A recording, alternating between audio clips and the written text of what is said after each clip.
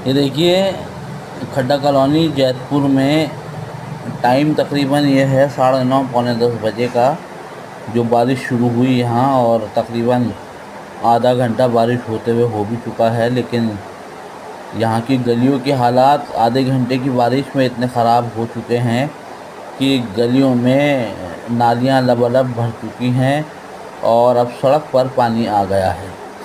ज़रा सी बारिश के बाद दिल्ली का ये एक अहम इलाका कहलाता है, बदरपुर विधानसभा में आता है और वार्ड 184 है। यहाँ के ये हालात हैं, और ये अब मैं आपको हालात दिखा रहा हूँ खड्डा कॉलोनी की ही। एक बहुत फेमस गली है, और गली क्या कहें, ये तो एक मार्केट है। ये अंसारी रोड के नाम से इस जगह को जाना जाता है। नरगिस मस्जिद के सामने ये रास्ता निकलता है, मेन रोड की तरफ जाता है। और बारिश इस टाइम कुछ हल्की हुई है, लेकिन कॉलोनी में जहाँ जाओ वहाँ देखो, जहाँ भी चले जाओ, जिस कोने में भी चले जाओ कॉलोनी के, आपको बारिश की भरमार खूब मिलेगी।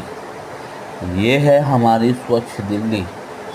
ऐसी दिल्ली है हमारी। देखिए आप कि कितनी खूबसूरत चेहरा दिल्ली का इस बारिश ने खोल दिया है।